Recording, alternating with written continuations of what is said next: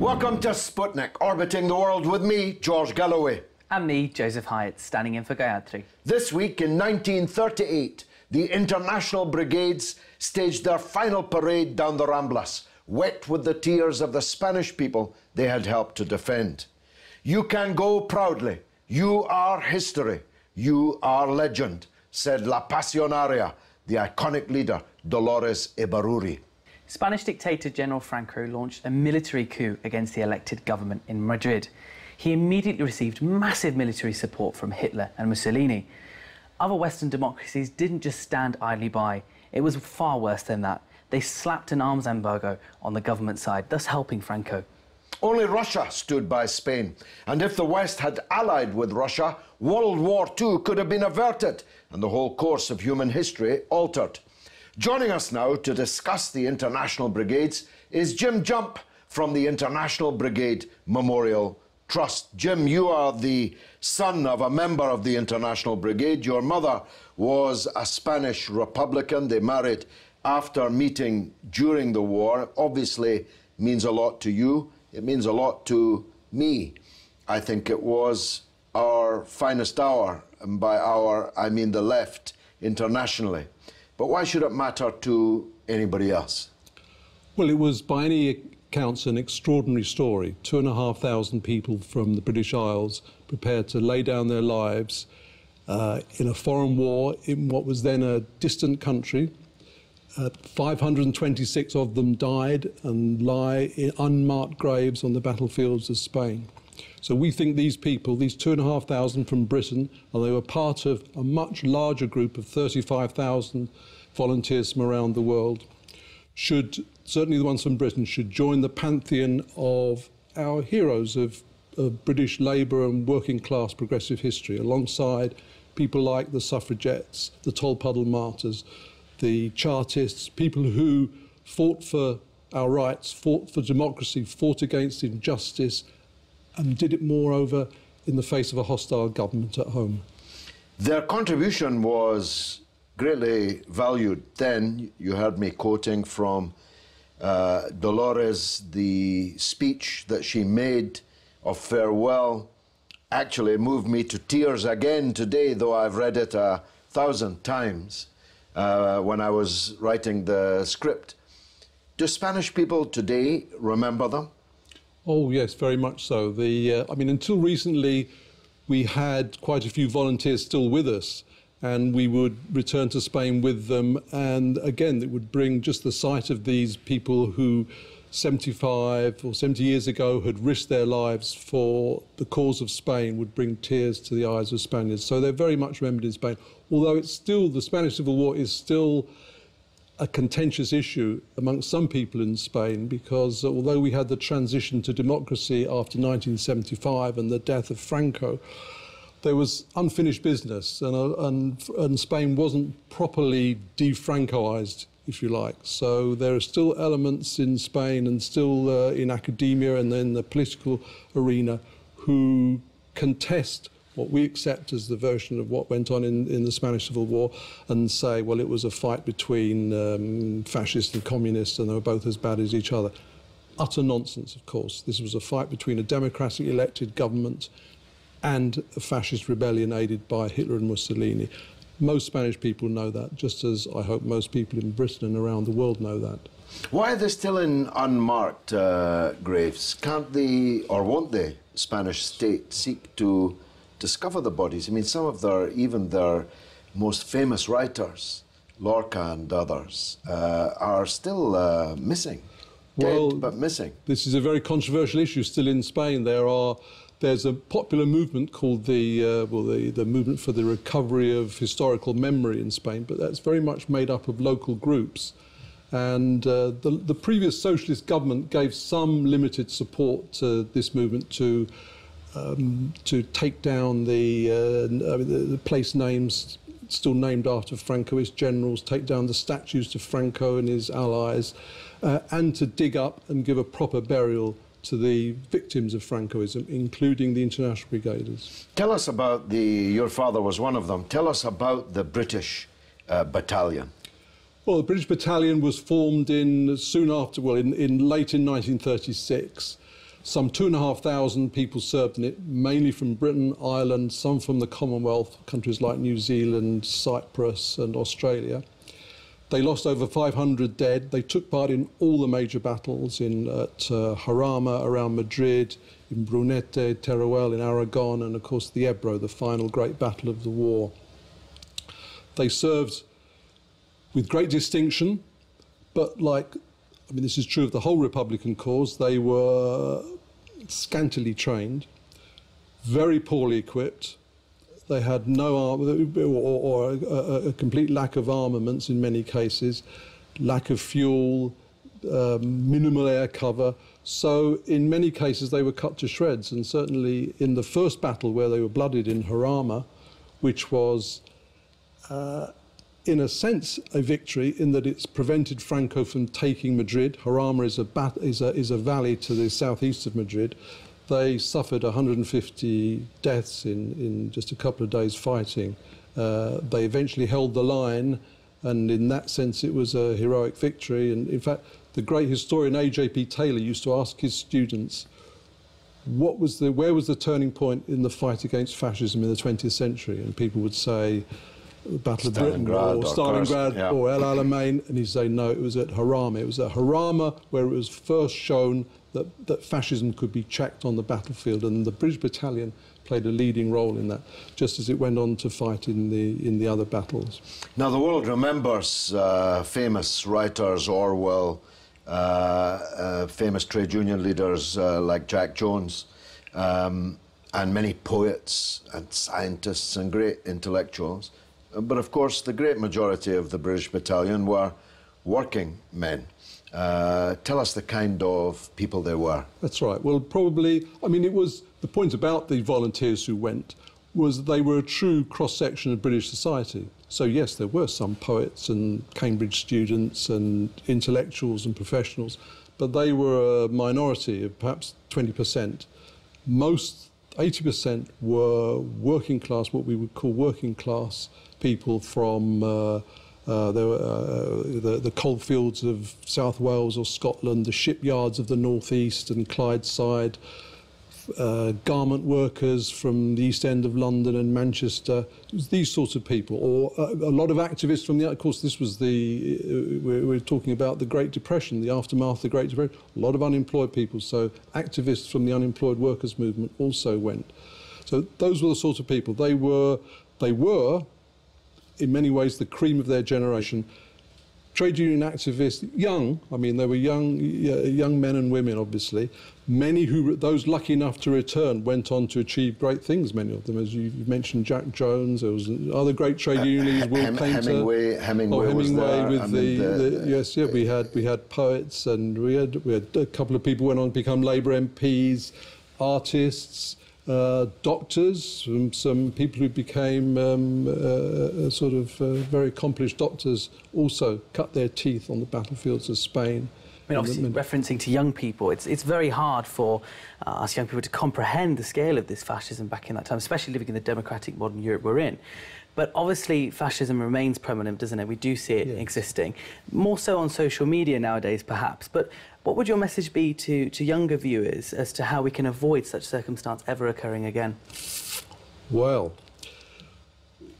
Britain then in the 1930s had its own form of fascism. Fascism mutates, doesn't it? It takes many guises, but it's still the same beast. In the 1930s, we had Sir Oswald Mosley's black shirts, who were primarily anti-Semitic. In fact, the great battle of Cable Street, where Sir Oswald, the black shirts, tried to march through the mainly Jewish East End of London. Cable Street is called the Road to Spain. That took place in October 1936, and many of the people who fought there then went on to fight in Spain, and the great slogan of the protesters at Cable Street was "No pasarán." That was the slogan of the defenders of Madrid: "They shall not pass." So there's that direct link.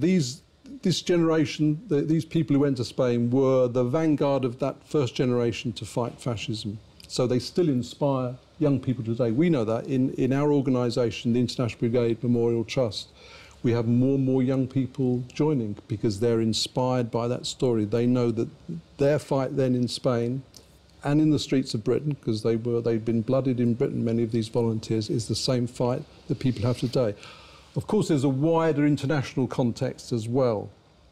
I mean, what happened in Spain took place against the backdrop of fascist militarism. We saw the rise of Hitler, annexation of Austria, Mussolini's pretensions to create an empire, his invasion of Abyssinia. All this was going on. So there's a wider international context, which tells us also about something about the Spanish Republic was a beacon of light for many people. Here, against that trend in the 1930s, here was a government set up in 1931, replacing a corrupt and out-of-touch monarchy that brought in, I mean, by our standards, it's quite a moderate programme, but it built hundreds of schools. It gave equal rights to women. By comparison with the British government, which presided over the Depression, as you say, it was a beacon of light. Just, we're only a couple of minutes. Am I right in saying that if the Western democracies had responded to Russia's call and stand for Spain, Hitler and Mussolini could have been defeated there, and the Second World War, unbelievably, actually might not have happened? Well, of course, that's counterfactual, and people don't like to, or certainly historians don't like to go there, but we go there and we say, this is what the volunteers were saying at the time. They were saying, Britain and the rest of the world has an opportunity to stop fascism and Nazism in Spain. And that's why many of the volunteers went. I mean, you can read their memoirs and what they said at the time, that it was their chance to stop fascism and Nazism. And the British government didn't listen. They put, as others have said, they put their narrow class interests against the national interest. They didn't care about, or they were positively hostile to a progressive government in Spain, and preferred to cozy up to the fascist dictators in Europe, rather than to see that German and Italian fascist militarism was a threat to all mankind. Jim Jump, I hope you get a good influx of members to the International Brigade Memorial Trust after this. Well, I'm quite hip and I can hop, but hip-hop is generally a genre too far for me. But I know a political hip-hop artist when I hear one.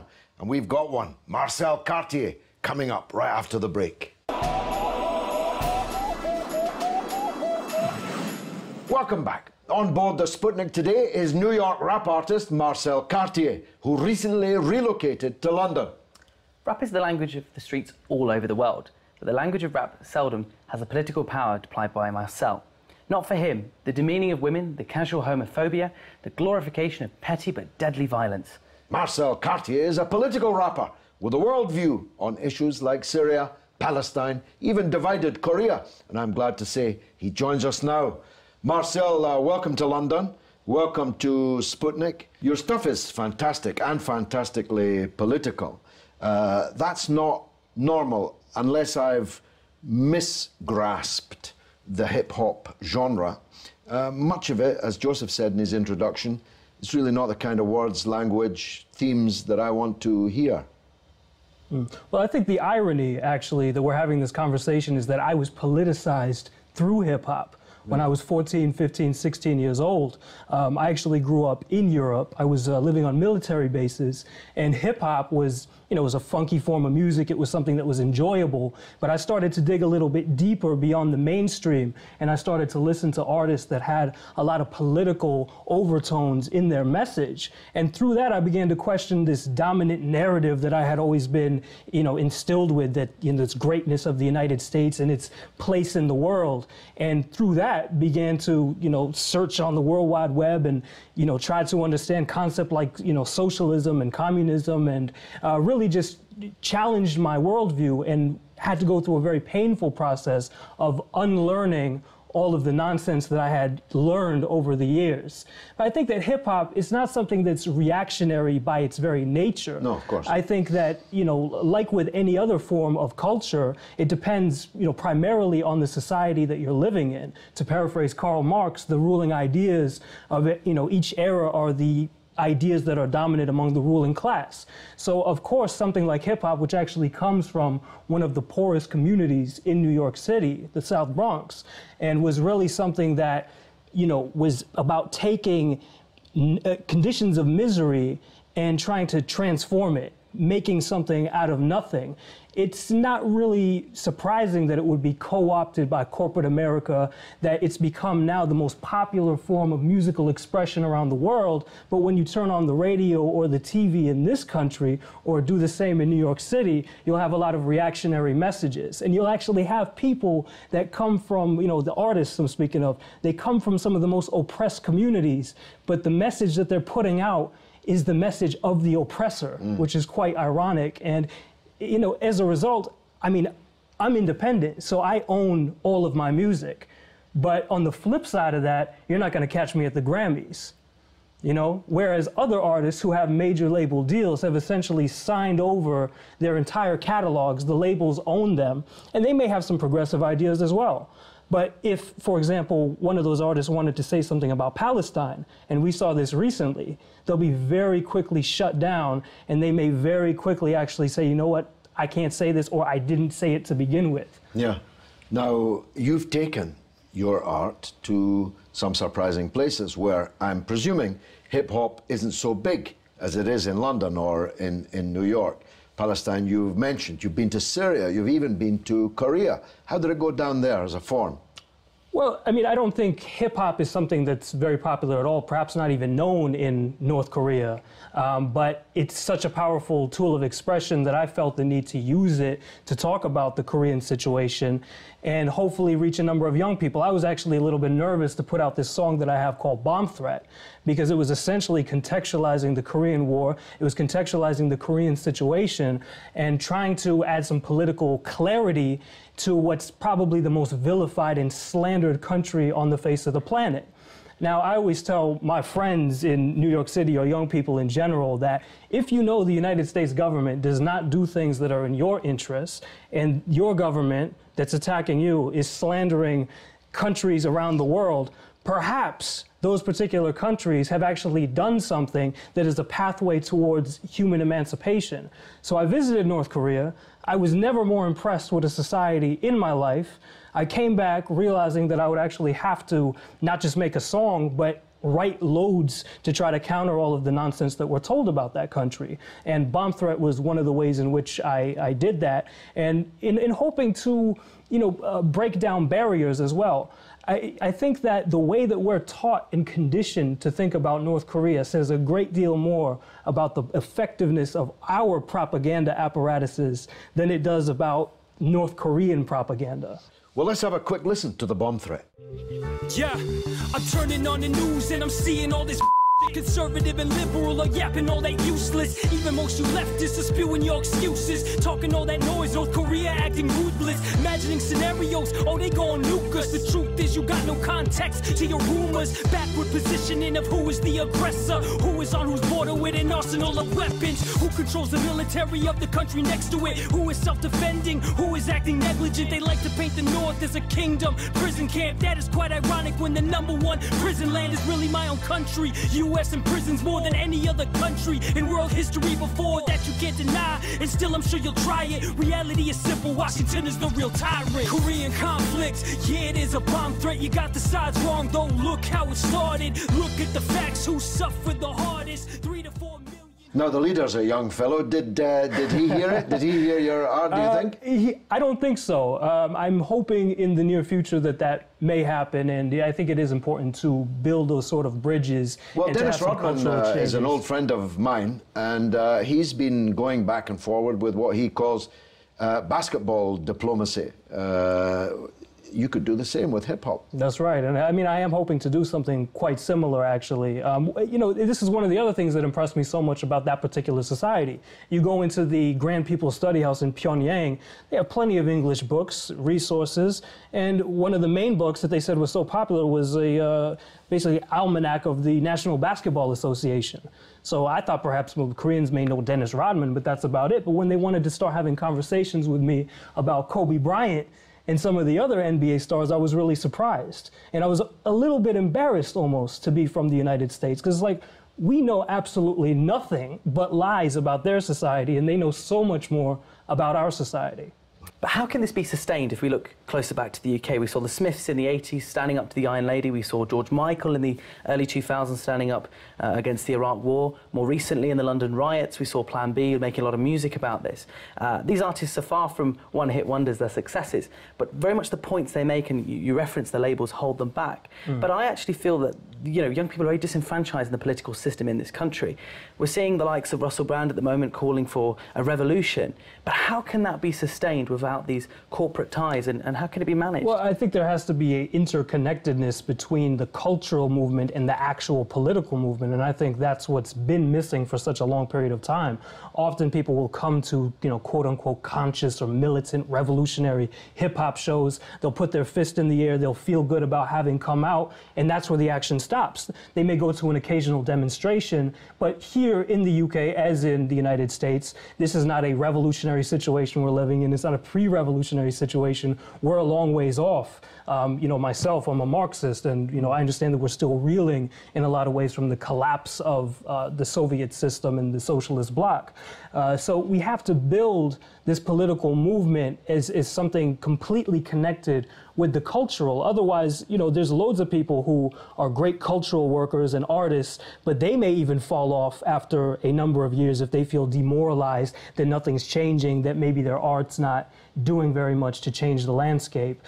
So, you know, I look at myself as a cultural worker, right? But I don't want it to just be that. It has to be something that feeds into the development of a movement that can actually fight for progressive change and for social justice. But if you're a viewer of this show right now and you're inspired by what you're seeing, how can they take a step? How can a young person, you've got a smartphone, you've got your Facebook and Twitter, but what can you do beyond that with your talent to have an impact and to join this movement? Yeah, I don't think there's anything that can substitute for organization at the end of the day, whether that's a certain political party that you may want to, you know, join or work with, the anti-war movement, which I think is something that is very much lacking, especially in the past few years. We did see some substantial protests against the wars in Iraq and Afghanistan, but now that imperialism has seemingly shifted their strategy towards funding proxy armies and proxy wars, whether that's in Libya or Syria,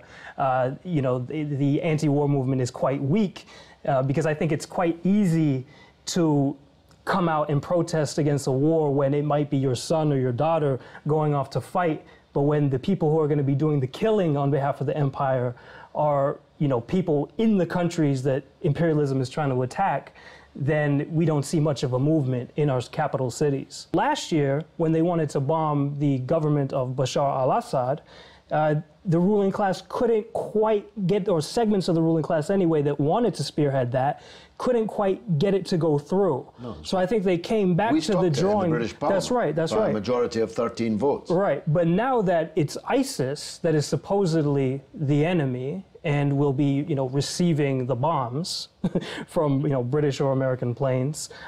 Now the public, as you said, is up for it. But I think it's actually a strategy at the end of the day to facilitate the same regime change operation that they've been trying to implement for the past 3.5 years. And they obviously had no problem funding ISIS before. Suddenly they get a little bit too close to Iraqi Kurdistan and they become the enemies, right? So I think, you know, imperialism is a paper tiger, but it's also very deceptive, very manipulative, and it will try various strategies to try to hold on to power or to achieve its aims.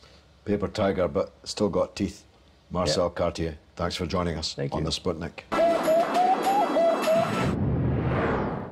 And now it's your turn to tell us what you think through the portals of social media. What's rattling, Joseph? So, building on from the story on the International Brigades and their fight against fascism in Spain, we asked, could Hitler have been stopped before 1939? Well, our very own William Hague says Hitler could have been stopped before he started, but that wouldn't have ensured weapon makers huge profits. Hashtag follow the money. And of course, building on from Marcel, we're looking at hip-hop and politics. Do they go hand in hand? Can inspiring music artists impact the electorate and policy? Well, Aaron Makepeace says, absolutely. Music with political messages, or any message at all, is sorely lacking these days. Whilst Chris McNamee says, hip-hop has always been deeply rooted in politics, ever since Public Enemy told us to fight the power. And the answer to all that, I'm afraid, is blowing in the wind. That's all we've got time for today, sir. Which, alas, means that's the end of the show. Don't forget to tweet us, it's RT_Sputnik, and on Facebook, Sputnik on Russia Today. But once again from me, it's Joseph Hayat, it's goodbye. And from me, George Galloway, it's been marvellous.